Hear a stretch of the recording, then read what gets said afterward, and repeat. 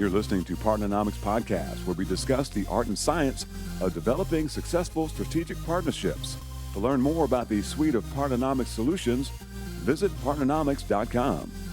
Okay, so let's continue on with part two of this podcast. We were talking about IoT, or Internet of Things, as well as the evolution of different technologies. And so I'm still stuck here with my two sidekicks, Tyler Pittman and Mr. Tom Wisnasky.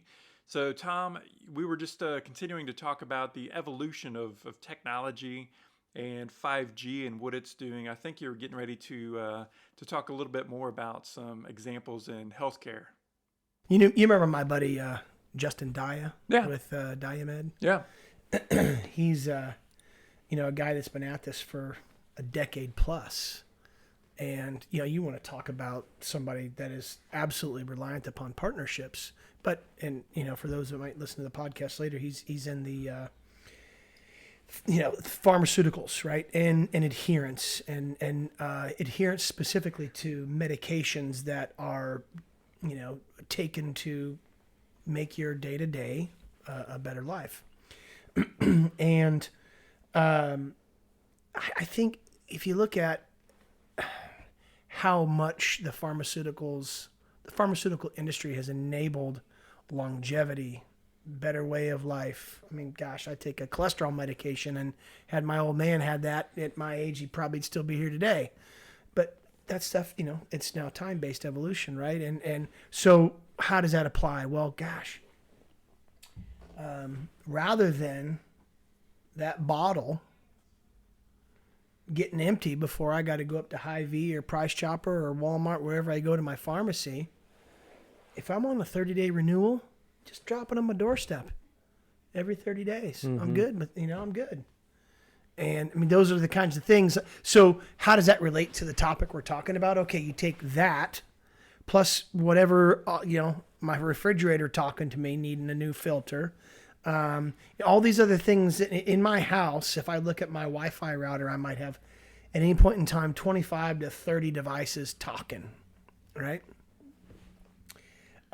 That's goes back to the comment I made earlier about the 28-lane highway versus the 2-lane dirt road. Mm-hmm. Now you take all these devices, you multiply it by a hockey stick inverted growth factor that's ginormous in the devices we're supporting. Now, all of a sudden, you see why that highway is needed. But if you build the highway, will they come? The trust factor of people relying upon the technology enablement. It's very evident in the what I call the kind of aged older adult community. The 55-plussers. Boy, they have a really hard time with adopting technology. Mm-hmm. Man, what's really interesting with that is in the late 90s, whenever I started working at Sprint, I'll never forget this. One of the first meetings that I was allowed to participate in, or at least come in and be the new crazy kid, sitting in the corner, was a conversation around text messaging. Yeah. And if text messaging would ever take off. Oh. And the ask was, we need to spend $2 million on this text messaging platform. And several of these VPs, network VPs, were saying, no, we're not going to spend any money. We just spent millions of dollars upgrading our voicemail platform. Why in the world would somebody text and fumble around with this triple tap, right? The little clamshell phones back in the day. The T9 input. Why would somebody do this triple tap thing when all they have to do is just leave a voicemail? We spent all this money, so that's all people have to do is talk. It doesn't get any easier than that. Yeah. And then, so you obviously fast forward a few years and text messaging is making its way in, right? And then, it was like deja vu. I found myself in another meeting whenever I was running the biz dev group for Sprint TV, right? So I had 70 different partners that we had their content. We had the largest mobile television programming app that was offered at the time. And so I was trying to convince, yet again, a couple VPs to spend some money or give me budget to make the platform better and to get additional content. And at the time, remember 2.5G? Mm-hmm. Mm-hmm. It was 2.5G devices. Mm-hmm. And they're like, it's a horrible experience. It doesn't look good. These are small screens. And I'm never going to, these are, 55, 60-year-old VPs saying, I'd never use that. I was like, well, two things. Number one, you're not the customer. You're not. You're not. And the number test two, segment. these devices get better every month. Yes, they do. And 2 years later, new devices came out. We're at 3G, we're at 4G, and now I don't know what the exact numbers are, but there's a significantly higher percentage of video that's seen on the mobile device as opposed to any other platform by younger demographics. My kids who are teenagers, so that demographic, they don't watch TV.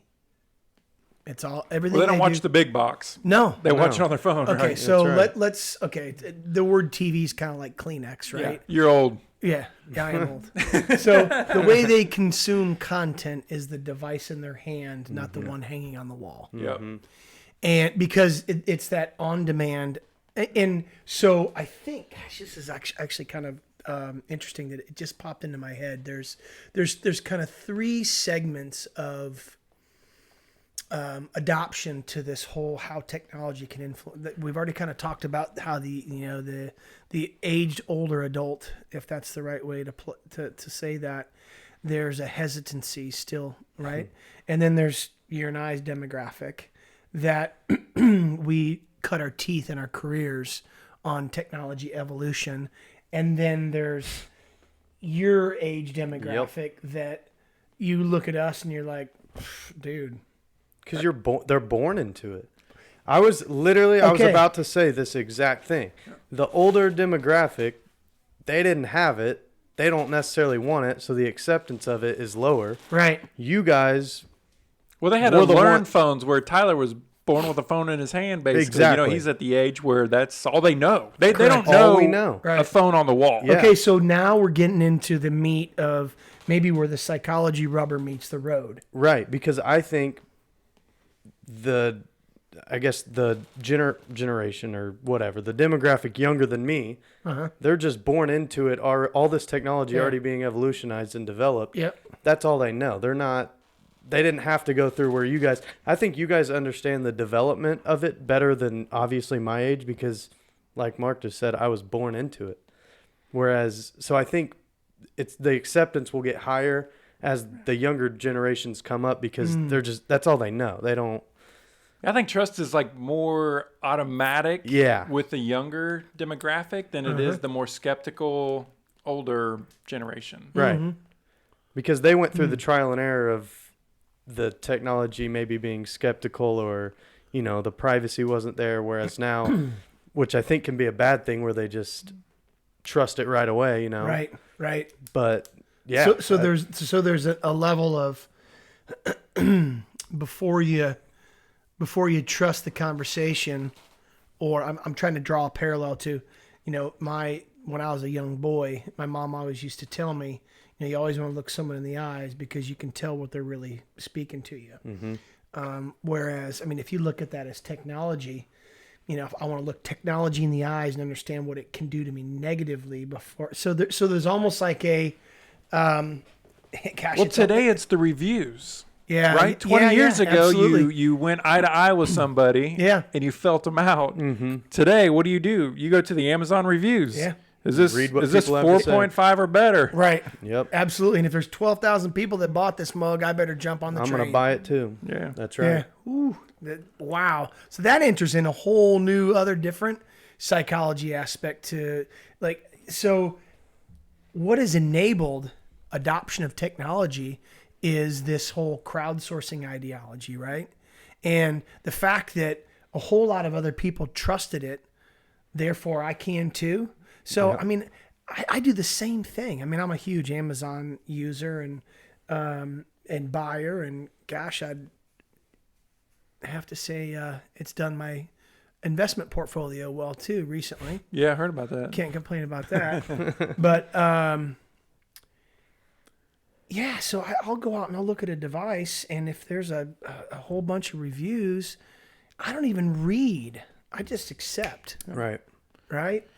And whereas if there's 35 or 40 and it's still a 4-star review, I'll go out and maybe read and I'll sort them by the most recent. Because to me, it's important to know not what happened in 17, but hey, what happened in April, May, June, and July of 20? Because then they might work out some kinks in the product, or it's more relevant feedback. Exactly. Yeah. Right. Yeah. So yeah, that's actually interesting. Could business go into that review mentality mode?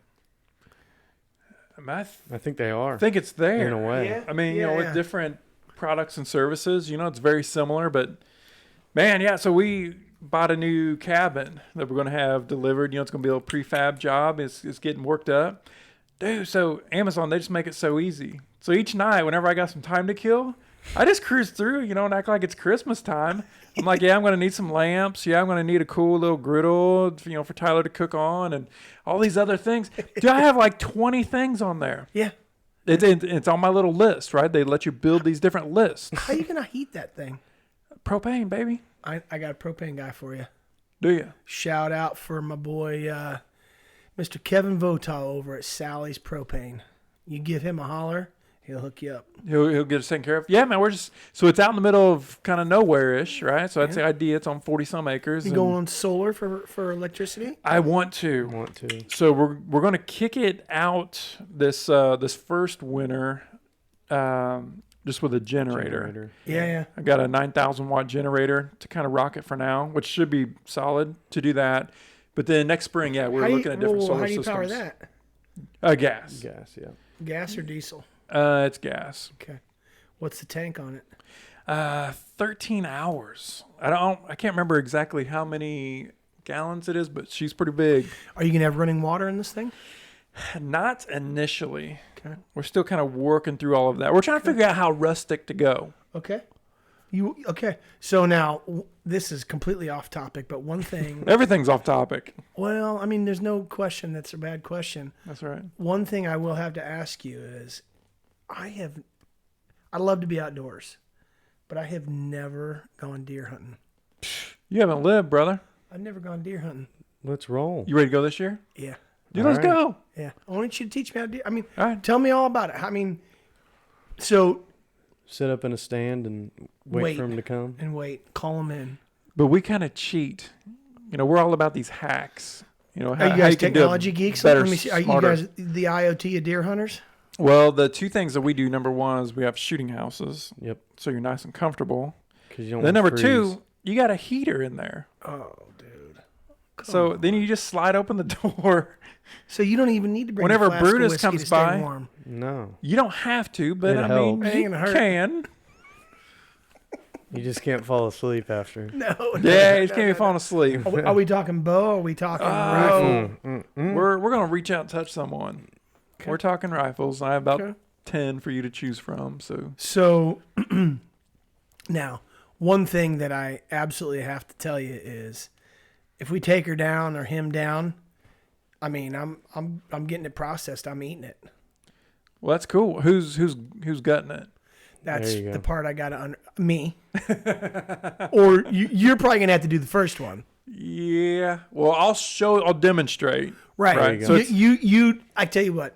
I'll have the knife in the hand, and you tell me. I'll demonstrate step like the one. first half, and then you. No, you kinda just tell me clean up go the- here and do this. Okay. Yeah. I'll do it. It's weird though. I got to tell you, man. If you drop something 150, 175 pounds, 200 pounds, it's weird. You got to bare hand it though. I'm fine with that. Okay. Yeah. I There mean, it you is. got So to. no gloves, nothing. No. I'll show you. I mean, I got a I'm good okay video if for I'm you. okay if the blood's still warm. Oh, it yeah, will be. it'll be warm. I like the sound. Yeah, close to 100 degrees. This might That's be. right. Which isn't bad when it's about 20 out. This 'cause- might be. Yeah, a honestly, three-beer it's a little podcast. hand warmer. So, are we going to switch gears and talk about this process? Because I'd love to hear it. How do you use technology in your hunting side of things? Trail cams. Man, it's really cool. Yeah, so trail cam's definitely one of those. But I've got one of my buddies, actually my college roommate, Gabe Abreu, super cool dude. He's working on some different scopes and night vision and doing just some really cool stuff. Whoa. Time out. Night vision. Yeah. Are you empty? Yeah. Man, I think Tyler. You got to might- go pick up a desk here before too long. That's right? fine. I got time. Tyler might need to. You need another? Well, I mean, is it a 3-beer podcast? It's probably a 3-beer podcast. It might be a It's, 3-beer I mean, it's up podcast. to you guys. I mean, it is Friday I Fun got Day. time. It's Friday Fun Day. Mark, I take it you're gonna want a third, right? Yeah. Yeah. I think so, it's 5 o'clock over in the Bahamas or somewhere. somewhere It is. It is. further east. So, night vision. What's the advantage? I mean, do they He's they actually- travel more at night, right? Well, so you can't do that for deer legally, right? You, so whoa, we whoa, whoa. definitely So don't do there's that. well, see, I know nothing. Yeah. There's a time of the day where you can take them down. Yeah, it's a half hour before sunrise to a half hour after sunset. So basically, morning light till 5 to dark. 7, 6-ish, something like that. Yeah. So in Missouri, it's in November. So it's going to be a little earlier than that. Even, So go because back to time change. Gabe. I've met Gabe before. Yeah. Yeah, I've met Gabe before. So yeah, electrical engineer, and he's actually working on some scopes and stuff like that for night vision. for the military, for military Oh, applications. Very cool. So I mean, I guess if you're into like varmints and coyotes, things like that, I guess you could use it for that. So that's another. I mean, that's another idea. This. How many acres do you say you got down there? 40. Yeah, 43. Yeah. And we're working on some more. Really? Yeah, we're working on some deals. I got Tyler doing some negotiating. Really? You plan on buying some land to the south, the north, east, or west, or what? Yeah, see if we can add to it a little bit. And attaching it to the existing land. Okay. So eventually, you guys gonna have some livestock out there. No. It's just 4-wheelers and riding and shooting and Whoa, hanging whoa. out So if and- you know how, if you like to ride in the dirt and throw dirt with knobby tires, we can go down there and run. yeah.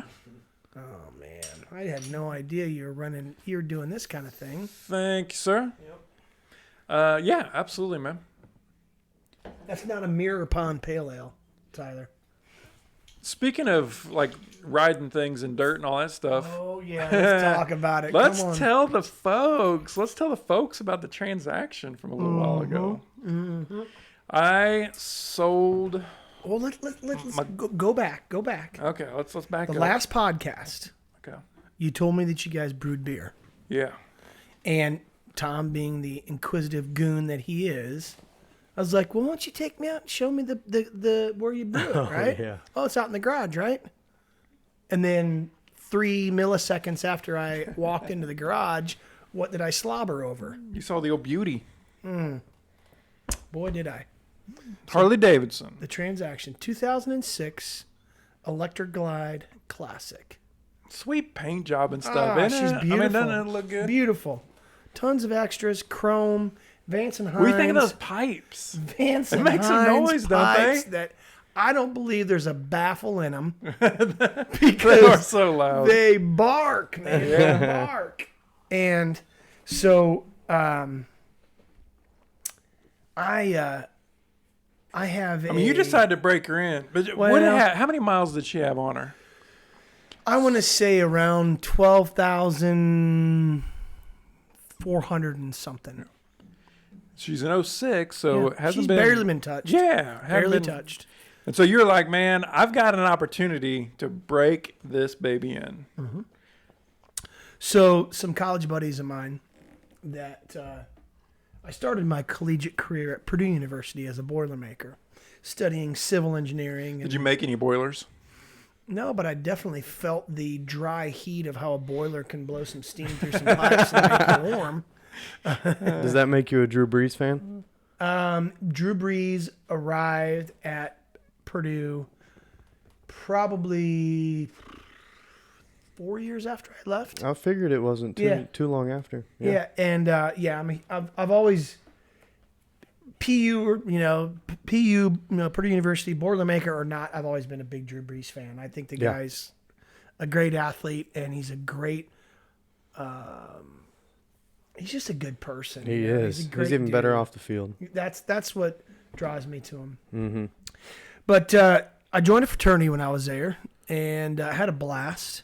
And I don't want to draw the parallel to going through the process of joining a fraternity and going through Hell Week, similar to what you did as a Marine going through your, but there's a brotherhood that does get created that has some similarities, right? Everybody has a common bond, and you spend a lot of time together, and you understand the heritage and the history of what you're doing.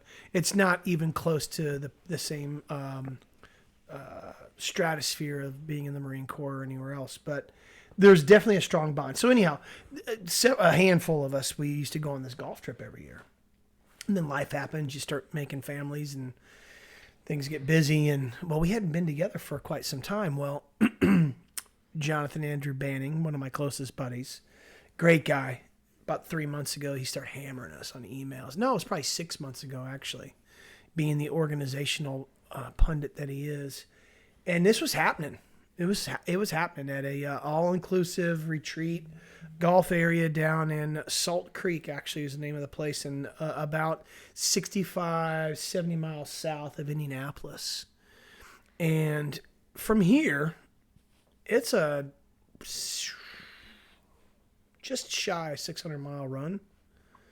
Dude, that's legit. And I thought, I'm going to do this. On the a long bike. ways on a bike. On the bike. Now, I knew that I wasn't going to fare too well if I just jumped on and went nuts for, 10, 12 hours, only stopping for gas every couple hours. So I drove to middle of Illinois, Springfield, where I was born and raised until I was 9 or 9.5. My sister still lives there. So I stopped and had a great evening with my brother-in-law, Joe, and my sister, Patty. So that was about 327 So to be you exact. had a 9 or 9.5 hour run to get there? To get there. Dude, to get to Springfield was that's solid. 5.5. And then the next day I got up as another 280. So 327 plus 280 is, roughly just over 600 miles. And it was, I tell you, I remember I read a book in college called the Zen and the Art of Motorcycle Maintenance. Big old thick book that I thought, man, what am I reading? It was about a dude that connected with a motorcycle, but it was about a life experience, and on that motorcycle, all the experiences that he had and what it gave to him.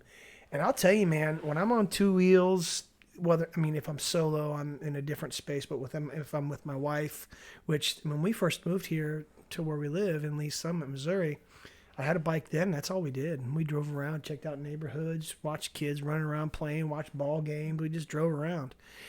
There's something about wind in my face, man, and a little bit of music. There's nothing else really like it. It's just really calming. Yeah. Really, it's a good feeling. But, when you're going 75, 80 mile an hour on the highway, you got to be ready for that. Yeah. I caught a couple bugs off the face. Dude, that hurts. Oh boy, that's a stinger. It's for real. It's a stinger for sure. Yeah. But the connectedness between, I guess kind of how we started this cast off is like the connectedness between man or humankind and machine, and the dependency that we have on technology and those machines that enable our life. Like my connectedness with that machine was an enabler for freedom. Yeah. It brought a whole different level. And about every 130, 140 miles, I'd stop, stretch my legs, put some gas in the tank, and it ran. Oh, it was great. And once again, the enablement of technology, that little awesome phone mount that you have, and as you're rolling down the road with the, I got the little plastic handle on cruise, I'm rolling, I'd click over and look at the storm radar, and I was about 25, 30 miles west of Indianapolis, and I'm like, ooh, I don't want to go that direction. Got a bunch of bad looking colors on this map. It was red, which is bad, really bad. So what I did was it's weird how things kind of come together in parallels that I draw, and maybe I'm just weird. I'm not a numerologist, but I believe big in numbers and how they weave into your life. So I'm like, I'm taking the next south exit. It happened to be Route 39. The number 39 has a huge influence in my life. It was the year my mother was born. It was my best buddy, Brent, that he was the number 39 on the baseball team in Iowa. And I haven't even told you that story, but he and I were involved in an accident, in a boating accident, and he didn't make it. And they ended up retiring his number Wow. at the University of Iowa. So the number 39 is deeply connected in my life. So I go south on Route 39, just completely random, and literally the next exit I could take is Route 39. That was an awesome 70 miles. Beautiful. Oh man, I'm going through small town America, and I'm in Indiana, so I got tunes kicking, and I didn't. You got some John Cougar going, That's man. exactly some Mellencamp what action. I was thinking. I was like, I was born in a small town, right? Yeah. In small I'm like, this is what this dude was talking about, Yeah. man. I was cruising. Wasn't by he from farms. Indiana? That's a good question. Tyler, Google that stuff. That's a very good question. If he wasn't born there, I know that he lived there at It was some somewhere point in around time. there. I was thinking of. It was I've kinda got somewhere him at that point in pinned time. Yeah. But no, man, just cruising. You drive by a farmhouse because I went from on these state highway roads. You go, you got 70-mile-an-hour zones, but then you bust into a town, you're going 30, and I'm cruising by, and people are waving. Indeed, he was. Really? Seymour, Indiana. Seymour. Okay. Boom. Is that where he was born? Yep. All right. So yeah, that was. Dude, that's real people. Yes. Yeah. Yeah. Well, that's why I love whenever we go down to our farm and driving around, everybody waves Yeah. at each other. Mm-hmm. You don't catch that. You don't catch that. You know, don't catch that around in to the Kansas city. City So- or anywhere else. Yeah, around the Candidly, city. it was the first time I had used the damn horn button Yeah. on the bike because an old boy was on his John Deere tractor mowing the yard. Popping the horn and waving. He's He waving waved, back. and I was like, just kind of, gave him a friendly toot. How Yeah. you doing, boss? I love Just, it. man. So that's the connectedness between man and machine, the reliance upon technology to avoid that storm. I mean, and it was kind of cool because I'm going directly south and I'm seeing off to the east. I'm like, it's a big, ugly storm. And I didn't catch one drop of rain. That random turn off on the Route 39. Wow.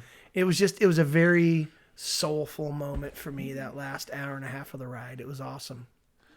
Man, what an interesting parallel just to life. You Yeah. know, Mm-hmm. sometimes we take there's forks in the road. Yep. We don't really know if have it's going to no be better. idea We what- think it will You be. have no idea. We hop on it, and man, sometimes it's just a really beautiful ride. Yeah. And just to think Absolutely. that to miss it, if we would have went straight. Or back to the psychology of trusting technology, being a part of that group or that demographic that watched how it can influence. I thought, well, you know what? Yes, the storm is there. I can see it on the map. And all this happens in a matter of 10, 15 seconds. I go to the storm radar. I see it. And I'm like, ooh, I can also see it off in the distance visually. I'm like, I got to make a decision. And I look at, State Route 39, and I've got Waze running on my preferred map, your map, that yeah. I use, right? Which, by the way, was bought by Google. Yes. And they're starting to integrate some of those functions into Google Maps. Yep. But anyhow, we'll talk about that some other podcast. But to trust, okay, if I go on Route 39, is it even going to get me to where I need to go? And there was a trust factor that said, you've been doing this long enough where the map will guide you.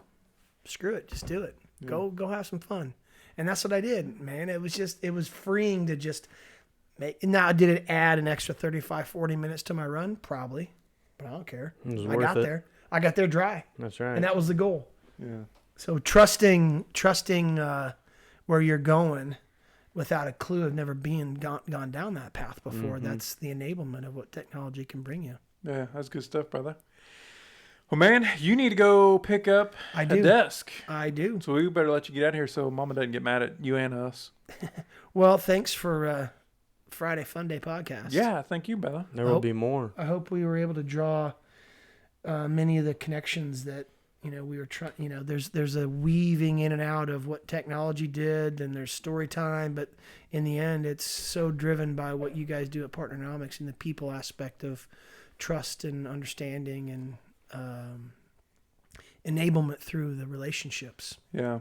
I mean, we love, just technology, man, and what it's doing. And so many partnerships opening up, and it's fun just to learn about it and to chat with you, being a technologist. So That's right. thank you, sir. Thanks, fellas. Take Have care. a good day, and man, I hope that desk looks good. Oh, we'll get there. Send us pictures. All right. See you guys. Well, that wraps it up for this episode of Partnernomics Podcast. We'll see you next time. Partnernomics Podcast is brought to you by Partnernomics. Learn how to leverage the power of partnership. To listen to more episodes of Partnernomics Podcast, visit partnernomics.com.